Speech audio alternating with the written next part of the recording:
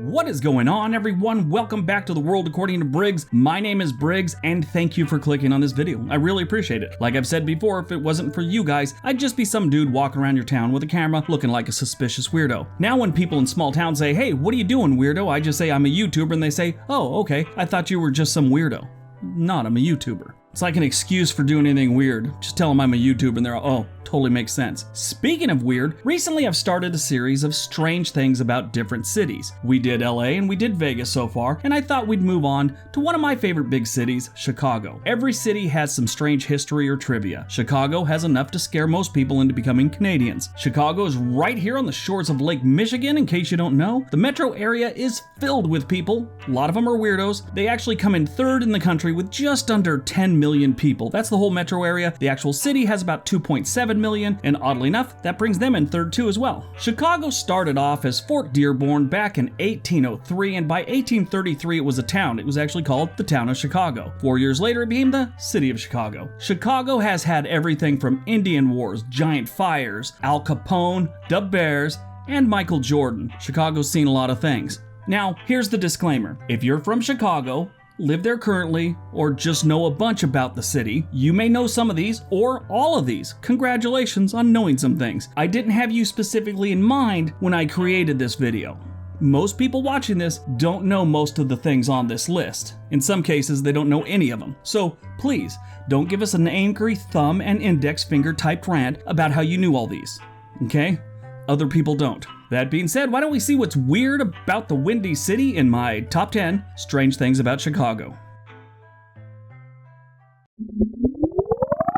Number 10. Spray paint. Spray paint was invented in 1949 by Edward Seymour in Chicago. Seymour invented it after his wife made a suggestion of putting paint in an aerosol can. His patent was granted in 1951, and then he went on and founded Seymour of Sycamore Incorporated, which today manufactures not only spray paint, but auto paint, industrial paint, farm paint, and private label paint. He's all into paint. And if you ever venture into some of the worst parts of Chicago, or pretty much any city, you're going to find that the youth of the neighborhood are celebrating Mr. Seymour's life work by using his invention on buses, trains, buildings, walls, cars of ex-boyfriends who hooked up with your best friend, and sometimes using it as a party starter. Spray paint, invented in Chicago.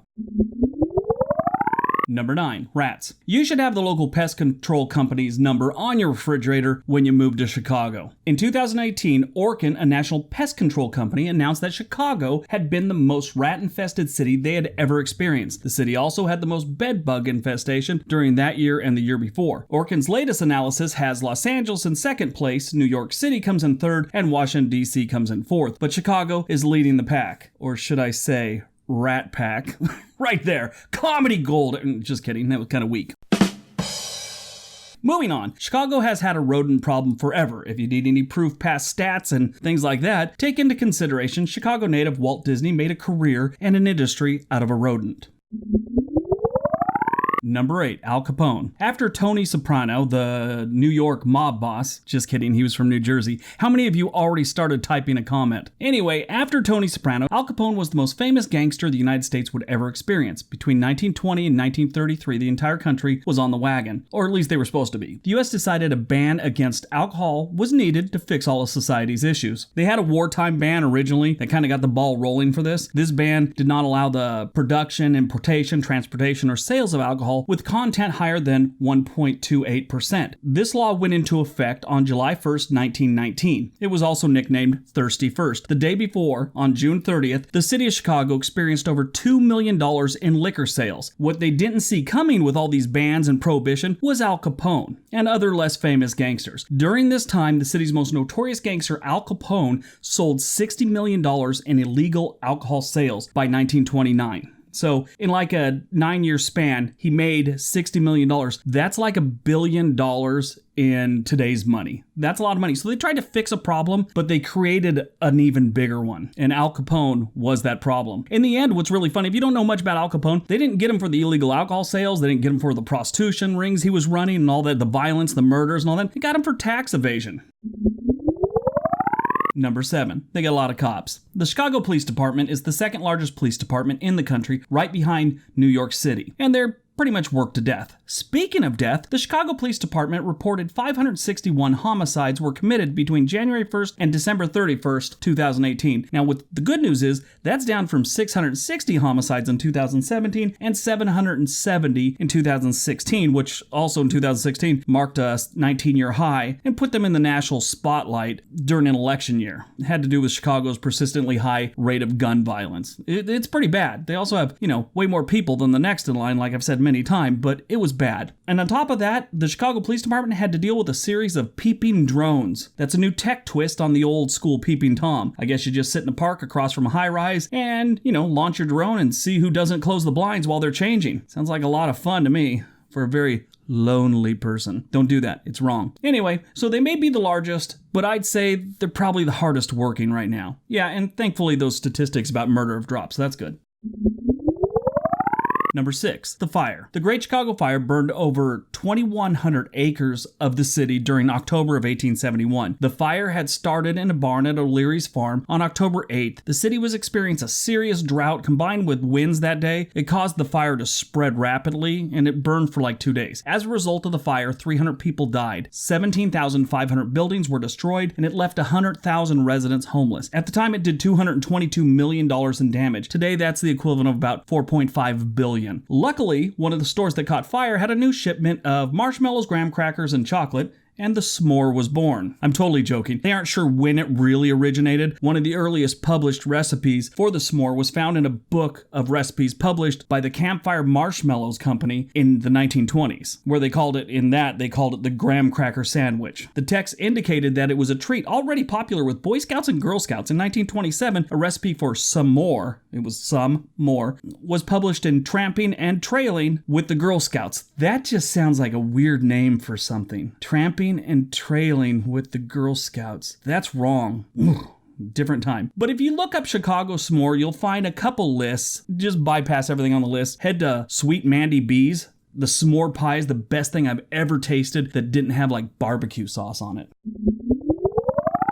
Number 5, bad tippers. On June 22nd, 1918, about 100 waiters were taken into custody after a widespread practice of poisoning bad tippers came to light. Only 4 were arrested and charged. Many people reported being poisoned with Mickey Finn powder by waiters after not tipping well. Mickey Finn powder is chloral hydrate, also known as a date rape drug. They use it, dentists use it, and it helps to treat insomnia. Anyway, how would you like your actual name to be Mickey Finn and be single? You're at a bar, you got to start telling the ladies your name's Steve, because every time you tell them your name's Mickey Finn, the girl just gets up and walks away from you and starts pointing at you while whispering to her girlfriends from across the room. Next thing you know, someone wrote scumbag on your car with spray paint. Both Anna Nicole Smith and her idol Marilyn Monroe had heavy amounts of chloral hydrate in their systems when they died, sadly.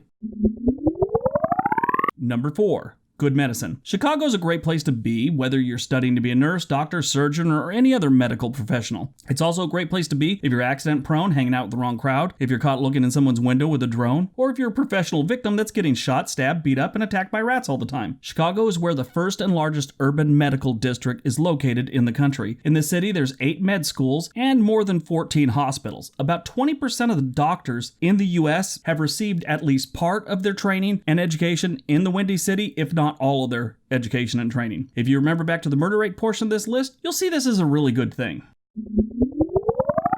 Number 3, car racing. The first car race in the country was held in Chicago in 1895. During this time, the vehicle was called a gasoline-powered horseless carriage, and it was created by the Duryea brothers in 1893. During the 1895 race, there were 2 electric cars and 3 Benz cars imported from Germany, as well as the Duryea car. Frank Duryea won the race, completing the 54-mile route in just over 10 hours. The average speed was 7.3 miles per hour. So basically, it was a race that couldn't beat an ice cream truck looking for a sale on a block filled with kids. When I was a kid, my dad told me that when they play that song Pop Goes the Weasel over their little speaker system, it's a trick. There's a doctor and a nurse inside the ice cream truck giving out shots and homework. Years later, I heard him tell my brother the same thing, but they were giving out spankings. I don't know. Number 2, racism. Chicago used to be one of the most racist cities in the country. Keep in mind, it's not even in Mississippi, and they still pulled that one off. Thankfully, times are changing and things are improving. And stop typing. I'm sure this is where we're going to have some comments that aren't really needed. Just let it go. Like I said, things are improving, but that doesn't change the past. In the 1920s, Chicago had one of the biggest Ku Klux Klan populations in the country at over 50,000 members. The public schools here didn't even have mandatory desegregation rules until the 1980s. And number 1, they reversed the river. When the Chicago River flowed its natural course, it flowed into Lake Michigan. In 1850, the city reversed the flow of the river to stop the city's waste from going into Lake Michigan, which was the source of their drinking water and still is to this day. Basically, they sent it towards Joliet and called it a day. Since the reversal, it has made the typhoid death rate drop by 80% and raised the utterance of the phrase, "Those aren't muddy waters, it's something else," by 90%. Alright, so that is my top 10 strangest things about Chicago. I hope you guys enjoyed it. Hope you got some information out of it. As always, don't forget all the links below. Don't forget to hit that like button. Don't forget to hit that subscribe button and ring that little bell so you know when I'm uploading again. As always, I really appreciate you guys being here. Everybody have a great day. Be nice to each other.